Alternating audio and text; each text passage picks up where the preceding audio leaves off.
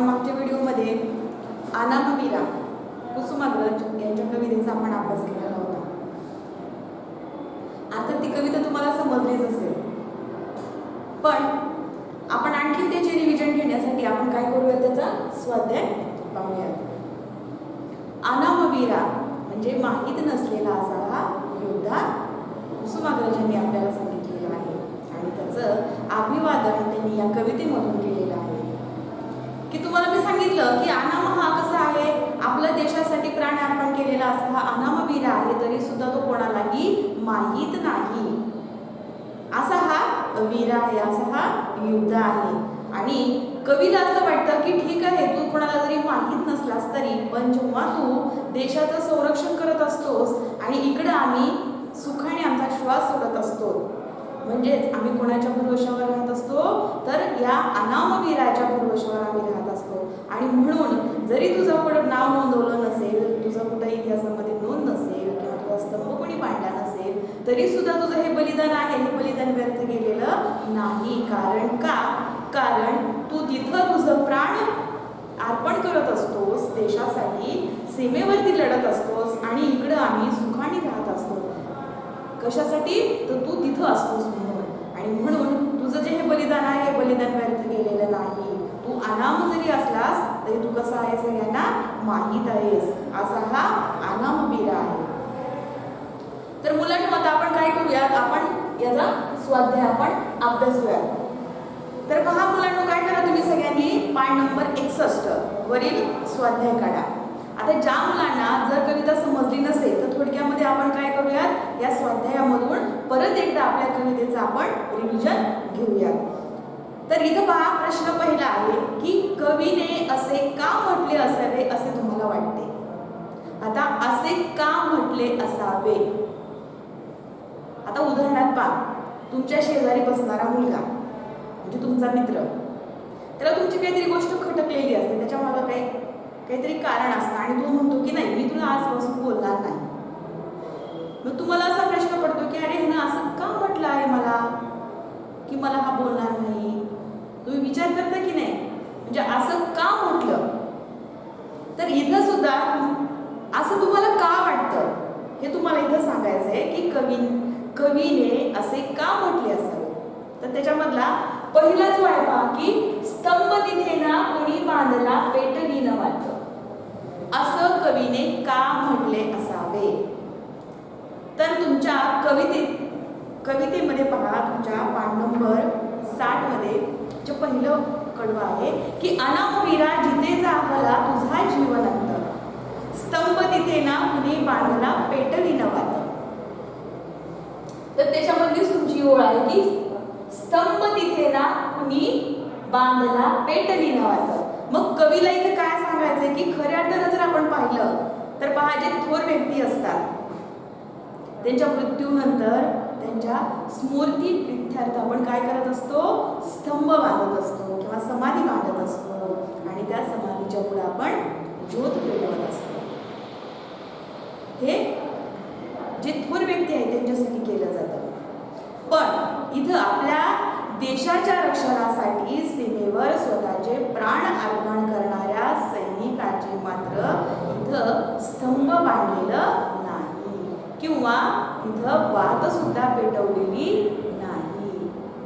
आता मुलांना लक्षात घ्या, हे उत्तर काही फळ्यावरती एवढे मोठे लिहून देता येणार नाही.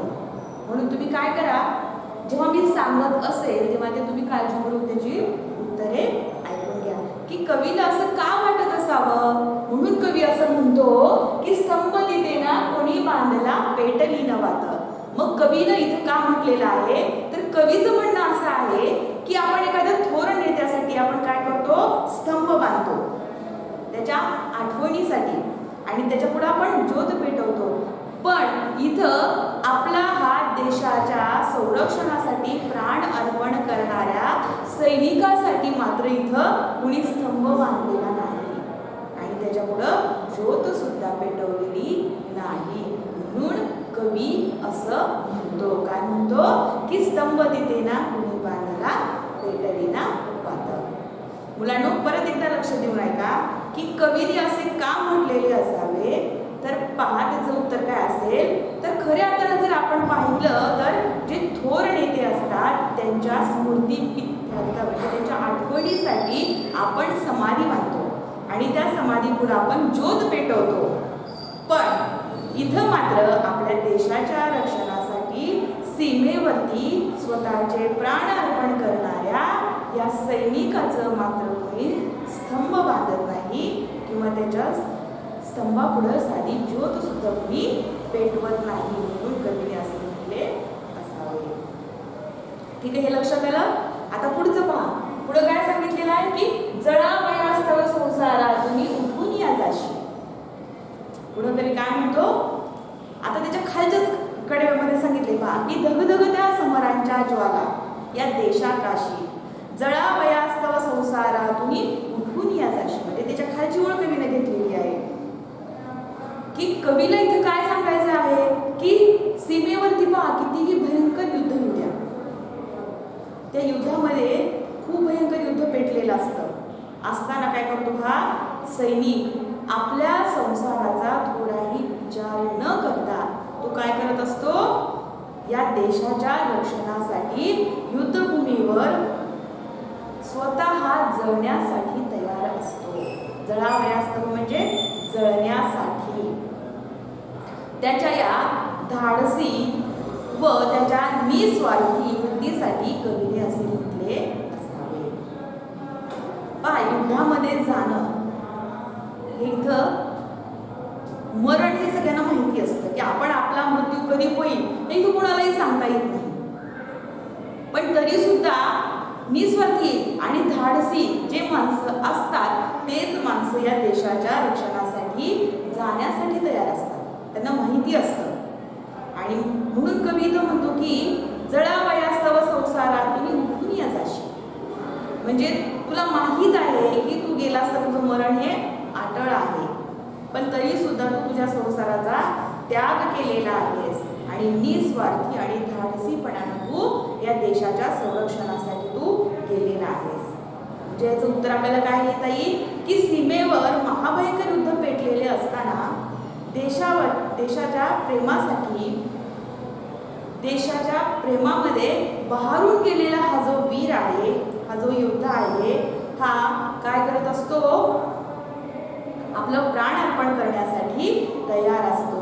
सुखी संसार तो सोडून या देशाच्या संरक्षणासाठी युद्धभूमीवरच्या ज्वालामध्ये जळायला तो तयार असतो आणि त्याच्या या धाडसी आणि निस्वार्थीच वृत्तीला कवीने असे म्हटले असावे की जळावयास्तव संसारा तुम्ही उठून या जाशी. हे दुसऱ्याचं आलेलं आहे. ठीक आहे, हे समजलं.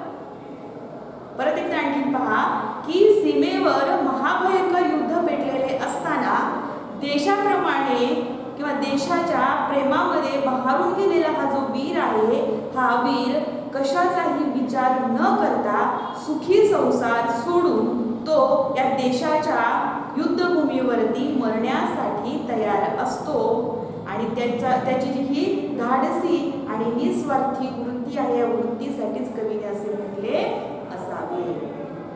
ठीक आहे, आता पुढे पहा. सफल जापले तुझेच हे तुझेच बलिदान. आता इथं कवीने पहा शेवटच्या खालच्या 2 ओळीमध्ये सांगितलेलं आहे की कवीला असं सांगायचं आहे की देशासाठी प्राणाची आहुती देणाऱ्या सैनिकाची कुणी दखल घेतली नसली तरी त्यामुळे त्याचे बलिदान व्यर्थ गेले असं होत नाही. का? कारण आज आपण जे सर्वजण सुरक्षितपणे आपल्या घरामध्ये एक सुखी श्वास सोडत आहोत, हे श्वास आपण या सैनिकाच्या बलिदानाच्या यशामुळेच आहे आणि त्यामुळं हे सैनिकाचं बलिदान व्यर्थ केलं असं म्हणता येणार नाही. कवीने सांगितले बा की जरी न गातील भाट डफावर तुझेच यशोगान सफल जाहले तुझेच हे रे तुझेच बलिदान. की कवी असं म्हणतो की हे अनामवीरा, तू ह्याच्यावरती दुःख करत बसू नको. माझं कुणी डफावरती गाण गात नाही, माझं या इतिहासामध्ये कुणी नोंद करत नाही, म्हणून तू असं समजू नकोस की मी या देशासाठी माझं प्राण अर्पण केलं, हे व्यर्थ केलेलं आहे, असं तू समजू नकोस. कारण हे तुझं प्राण बलिदान हे व्यर्थ गेलेलं नाही. का गेलं नाही तर का म्हणतो कवी की सफल जा फले तुझेच हे रे तुझेच बलिदान.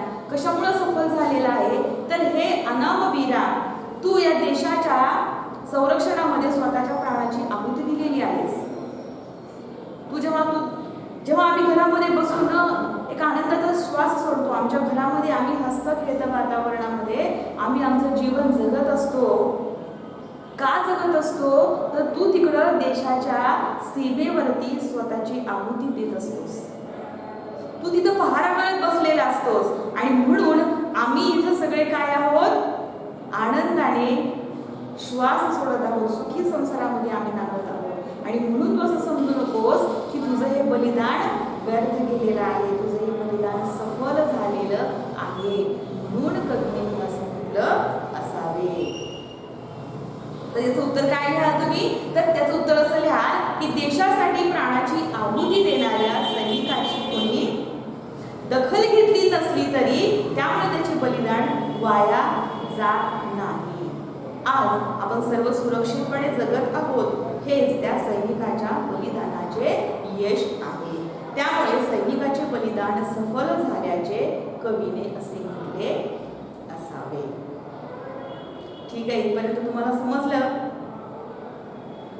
तर आपण आता पुढचा प्रश्न घेऊया. पुढचा प्रश्न काय आहे, आकृती पूर्ण करा. आता मुलांनो, याचे पण उत्तर काही आपल्याला फळ्यावरती पूर्ण लिहिता येणार नाही, पण जेव्हा मी सांगेल तेव्हा तुम्ही त्या उत्तराची नोंद आपल्या वहीमध्ये करून घ्यावयाची आहे. तर पाहिजे आकृती पूर्ण करामध्ये काय सांगितलेलं आहे, देशासाठी प्राणार्पण केलेला सैनिक अनाम राहिला आहे असे कवींना वाटते, त्याची कारणे लिहा. आपली कविता जशी आहे की अनामवीरा, माहीत नसलेला वीरा, युद्धा. आता त्याची ही सगळी कारणं आपल्या पूर्ण कवितेमध्ये येतात. तुम्ही जर नीट वाचलं तुमच्या लक्षामध्ये येईल की कवीने अनाम राहिला असे का वाटले आहे, त्याची कारण तुम्हाला एक एक सांगता येतील. तर पहा, आता इथं अनाम म्हणजे माहीत नाही असा कवीला का वाटतो, तर तुम्ही थोडासा विचार करा, म्हणजे तुमच्या लगेच पटकन लक्षामध्ये येईल की असे कवीने का म्हटले असावे, का असं वाटतं कवीला तो अनाम राहिला आहे. तर तुमच्या पहिल्या कडवामध्ये येतं पहा की अनामवीरा जिथे जावला तुझा जीवनांत, स्तंभ तिथे ना कुणी बांधला पेटली नवा. तर त्याचं आपलं इथं आपल्याला पहिलं कारण त्याचं सांगता येईल की देशासाठी प्राण अर्पण केलेला सैनिक अनाम का राहिला आहे. तो कोणालाही का माहीत नाही. तुम्हाला मी मुला सांगितलं की जर एखादा मोठा नेता असेल, एखादा थोर व्यक्ती असेल, तर त्याच्या आठवणीसाठी आपण काय करतो, स्तंभ बांधतो किंवा समाधी बांधतो आणि त्याच्यापुढे आपण ज्योत किंवा वात पेटवतो, म्हणजे तो आपल्या सतत स्मरणामध्ये राहतो. पण इथं मात्र हा जो अनामवीरा आहे याच्या स्मरणार्थ इथं कुणीही स्तंभ बांधलेला नाही. त्याच्या स्तंभापुढं कुणी ज्योत सुद्धा पेटवलेली नाही. मग आपल्याला पहिलं कारण काय सांगता येईल, तर त्याचं पहिलं कारण सांगता येईल की जेथे वीर शहीद झाला तेथे कोणीही त्याच्या विजयाचा स्तंभ बांधलेला नाही. हे इथं तुम्हाला पहिलं सांगतो. तुम्ही ते आता तुमच्या वहीमध्ये लिहून घ्या की पहिलं काय सांगता येईल, जेथे वीर शहीद झाला तेथे कोणी त्याच्या विजयाचा स्तंभ बांधलेला नाही. ठीक आहे. नंबर 2. आता नंबर 2 आपण काय लिहाल, त्याच्या खालीच पाहता की दगदग त्या समरांच्या ज्वाला या देशाकाशी जळावयास्तव संसारातून उठून याचाशी. नंबर 2, त्या ठिकाणी वीराच्या आठवणीसाठी मी सांगितलं तुम्हाला की तिथं ज्योत कोणी पेटवलेली नाही. म्हणजे नंबर 1 ला तुम्ही काय लिहाल, तिथं त्याची समाधी बांधलेली नाही किंवा विजयाचा स्तंभ बांधलेला नाही. नंबर 2 ला त्याच्या समाधी पुढे किंवा त्याच्या नावाने कुणी ज्योत सुद्धा पेटवलेली नाही. नंबर 3 ला काय सांगाल? नंबर 3 आपल्याला हे ना कारण सांगायचे की तो अनाम वीरा कसा राहिलेला आहे, म्हणजे तो माहीत नाही असा कसा राहिलेला आहे. तर पहिलं आपण सांगितलं की त्याचा स्तंभ बांधलेला नाही किंवा त्याची समाधी बांधलेली नाही. नंबर 2 ला आपण काय सांगितलं की त्याच्या नावाने कुणी ज्योत सुद्धा पेटवलेली नाही. नंबर 3 ला आपण सांगूया की या वीराच्या आठवणीमध्ये किंवा ह्याच्या बद्दल कोणी आदराची भावना व्यक्त केलेली नाही, म्हणजे वीराविषयी कुणी प्रेम किंवा आदर या प्रकारची भावना व्यक्त केली नाही. आलं लक्षात? नंबर 3 ला आपण सांगूया. लक्षात आलं? नंबर 3 लोकांनी वीराविषयी प्रेम किंवा आदर या प्रकारची कुठलीही भावना व्यक्त केलेली नाही. नंबर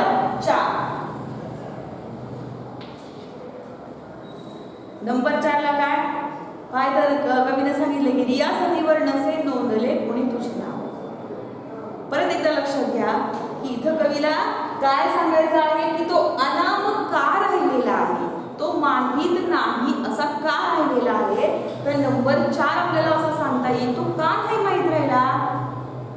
तर आपण कवितेमध्ये असं पाहिलं होतं की थोर व्यक्तींचे पोवाडे गातात आणि त्या पोवाड्यामध्ये त्यांची स्तुती गायली जाते, त्यांच्या कार्याचा आढावा त्यामध्ये घेतला जातो.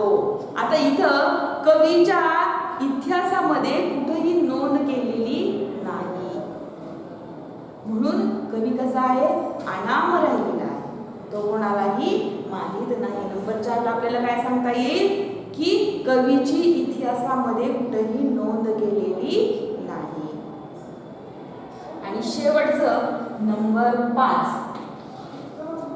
आता नंबर 5 ला आपण काय सांगूया की भटांनी म्हणजे जे स्तुती पाठक असतात, गाणी गाणारे असतात, डफावरती एखाद्या थोर नेत्यांची ज्यांची स्तुती त्या पोवाड्यामधून गायली जाते. डफ म्हणजे एक वाद्य असतं, त्या वाद्यावरती ते पोवाडे गातात आणि त्या पोवाड्यामधून स्तुती केली जाते, त्यांच्या कार्याचा आढावा त्या पोवाड्यामध्ये सांगितला जातो. मी तुम्हाला सांगितलं पहा कविता शिकवत असताना की आंबेडकर असतील, शिवाजी महाराज असतील, छत्रपती असतील, यांचे जर पोवाडे तुम्ही ऐकले तर त्या पोवाड्यामध्ये त्यांची स्तुती केलेली आपल्याला पाहायला मिळते. मग इथं तुम्ही कधी ऐकलं का की एखाद्या सैनिकाची स्तुती या भटांनी म्हणजे तो स्तुती पाठक गाणारा जो असतो त्यानं गायलेलं कधी पाहिलं का तुम्ही? म्हणून कवीला इथं काय म्हणायचं आहे, नंबर 5 ला तो सांगतो की जे भट आहेत किंवा ते स्तुती पाठक जे असतात, डफावरती जे यशोगान गातात, त्यांनी जरी तुझं गाण नाही गायलं तरी सुद्धा तू एक वीर योद्धा आहेस. मग अनाम हा का राहिला? तर भटांनी याचे स्तुती पाठक डफावरती त्याचे यशोगान गायले नाही, म्हणून कसा राहिलेला आहे? अनाम राहिलेला आहे. ठीक आहे, तुम्हाला ही आकृती पूर्ण करा हे समजलेलं असेल. तर आता पुढचा प्रश्न कोणता येतो तुमच्या पुस्तकामध्ये पहा तुम्ही पान नंबर 61 वरती की खालील जोड्या जुळवा. आता हे तुम्हाला सोपं आहे कारण अ गटामध्ये दिलेला आहे की धगधगत्या समरांच्या ज्वाला. आता ह्या कवितेच्या ओळी आहेत आणि त्याची तुम्हाला काय करायची आहे, इकडं जोडी लावावयाची आहे. हे सोपं आहे. तर तुम्ही तुमच्या पुस्तकामध्ये पाहायचं तर धगधगत्या समरांच्या ज्वाला इथं कुठली येणार जोडी पहा तुमच्या पुस्तकामध्ये सगळ्यांनी. तर त्याची जोडी येईल महाभयंकर युद्ध. ठीक आहे. खाली नंबर 2 मरणामध्ये विलीन. तो मरणामध्ये विलीन कसा होत आहे तर शांतपणाने विलीन होत आहे, म्हणून त्याची जोडी कोणती घेणार? शांतपणे मरण स्वीकारणे. नंबर 3 ना भय ना आशा, तर त्याची जोडी काय येईल? निर्भयपणे मनात कोणतीही आसक्ती न ठेवता. पुढं नच उधानले भाव, त्याची जोडी काय सांगता येईल? भावना व्यक्त न करणे. ठीक आहे. आता आपल्याला काय पाहायचं आहे? त्याच्या खालचा जो प्रश्न आहे तो प्रश्न 4. खालील प्रश्नांचा तुम्हाला समजलेला अर्थ लिहा. आता मुलांनो, तुम्हाला ही कविता शिकवत असताना ह्या गोष्टी आपण शब्द पाहिलेले आहेत. अनामवीरा म्हणजे माहीत नसलेला वीरा, पण इथं जर त्याचा तुम्हाला शब्दशः अर्थ हा आपण सांगतो की माहीत नसलेला वीरा असा आपण लिहितो.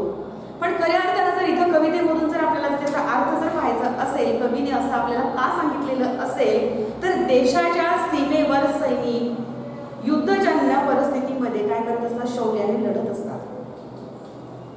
तो कुठलाही विचार न करता तो काय करत असतो? या युद्धामध्ये लढत असतो. त्यातील काहींना शौर्य करत असताना प्राणार्पण द्यावा लागतो आणि त्याच्या शौर्यगाथा परत नंतर प्रसिद्ध होतात. त्यामुळे त्याच्याविषयी लोकांना माहिती मिळते. परंतु असे काही वीर आहेत की त्यांचे नावे आपल्याला माहीत नाहीत, त्यांच्याविषयी कोणतीही आदर व्यक्त केला नाही, त्यांच्याविषयी कोणी प्रेम भावना व्यक्त केलेली नाही. मात्र असे असले तरीही त्यांचे शौर्य पराक्रम अतुलनीय आहे. अशा प्राणार्पण केलेल्या परंतु फार कोणी दखल न घेतलेल्या सैनिकासाठी कवीने अनामवीर ही संकल्पना वापरलेली आहे. अनामवीर असं कवीने का म्हटलेलं आहे? की युद्धजन्य परिस्थितीमध्ये जे आपले प्राणार्पण केलेले आहेत त्यातील काही लोकांना शौर्य मिळतं, त्यांना पुरस्कार मिळतो, त्यांची इतिहासामध्ये नोंद केली जाते आणि त्यामुळे त्यांना प्रसिद्धी मिळते. पण काही लोक असे असतात की त्यांची कुठेही नोंद नसते, कोणालाही ते माहीत नसतात आणि म्हणून अनामवीरा कवीने त्याची संकल्पना इथं सांगितलेली आहे. नंबर 2 ला इथं जीवनांत. जीवनांतचा अर्थ असा होतो की जीवनाचा शेवट. इथं कवीनं काय सांगितलेलं आहे की अनामवीर देशाच्या सीमेचे रक्षण करत असताना धरातीर्थ पडला. कोणत्याही प्रकारची भीती व आसक्ती न बाळगता त्याने मरणाला स्वीकारले. एक शूर सैनिकाच्या शौर्यपूर्ण अंतिम क्षणास कवीने जीवनांत असे संबोधले आहे. नंबर 3 संध्येच्या रेषा. आता संध्येच्या रेषा असं कवीनं का म्हटलेलं आहे? संध्येच्या रेषा म्हणजे संध्याकाळच्या रेषा किंवा सकाळ संपूर्ण संध्याकाळीमध्ये जो विलीन होतो त्याला आपण संध्येच्या रेषा असं म्हटलेलं आहे. इथं कवीने त्याचा अर्थ काय सांगितलेला आहे की संध्याकाळच्या पाऊल खुणा जितक्या सहजपणे अंधारात विरून जातात तितक्याच सहजपणे युद्धभूमीवर लढत असताना अनामवीर निर्भयतेने व आसक्तीविना मरण स्वीकारतो. म्हणून कवीने संध्येच्या रेषा असं म्हटलेलं आहे. आणि शेवटी मृत्युंजय वीर म्हणजे मृत्यूवरती मात करणारा असा हा योद्धा आहे. त्याचं कवी काय म्हणतो की ज्याप्रमाणे रात्रीच्या काळोखावर विजय मिळवून पहाटे सूर्य उगवतो त्याप्रमाणे तेजस्वी अशा या वीराने मरणाला निर्भयपणे सामोरे जाऊन मृत्यूवर विजय मिळवला आहे. त्यामुळे कवीने या सैनिकाला मृत्युंजय वीरा ही उपमा दिलेली आहे. समजलं मुलांनो? आता जो शेवटचा इथं तुम्हाला दिलेला आहे हे लिखाण कार्य आहे. आता इथे लिखाण कार्यामध्ये काय सांगितलेलं आहे की तुम्ही कोण होणार हे ठरवा. त्यासंबंधी खालील प्रश्न दिले आहेत, त्यांचा विचार करा, त्या प्रश्नांची उत्तरे तयार करून त्यांचे सलग लेखन करा. आता मुलांनो, साध्या सोप्या अर्थामध्ये तुम्ही काय करता? निबंध लिहिता की मला डॉक्टर व्हायचंय, मला इंजिनियर व्हायचंय, मला पोलीस व्हायचंय, मला सैनिक व्हायचंय. म्हणजे नेमकं तुम्हाला इथे काय व्हायचंय ते तुम्हाला इथे मुद्दे दिलेले आहेत की मी डॅश डॅश होणार. तुम्हाला कोण व्हायचंय ते तुम्ही तिथं लिहा आणि या मुद्द्याच्या आधारे तुम्ही तुमचं हे लिखाण करा. त्यांनी तिथं तुम्हाला पॉईंट दिलेले आहेत की मी डॅश डॅश व्हायचं का ठरवलं आहे. म्हणजे तुम्हाला शिक्षक व्हायचंय, तर मी शिक्षक होण्यासाठी काय ठरवलं ते एका पॅरेग्राफमध्ये लिहू द्या. परत मी डॅश डॅश होण्याबाबत माझ्या कुटुंबातील सदस्यांची काय मते आहेत. आता तुम्हाला मी म्हटलं की तुम्हाला शिक्षक व्हायचं, तर हे तुमच्या घरच्यांना जेव्हा तुम्ही सांगितलं त्याबद्दल तुमच्या घरच्यांची मतं तुमच्यासाठी काय आहे त्याच्यासाठी ते एका पॅरेग्राफमध्ये लिहू द्या. आणि हे शिक्षक होण्यासाठी तुम्ही काय प्रयत्न केले ते त्याच्या खाली येऊ द्या. आणि नंतर मला शिक्षक बनल्यानंतर मी भविष्यामध्ये काय काय करणार आहे ते तुमच्या शेवटच्या पॅरेग्राफमध्ये लिहू द्या. म्हणजे अशा प्रकारे तुमचं एक छानसं निबंध लेखन सुद्धा तयार होईल. ठीक आहे मुलांनो, इथं तुमचा स्वाध्याय संपलेला आहे.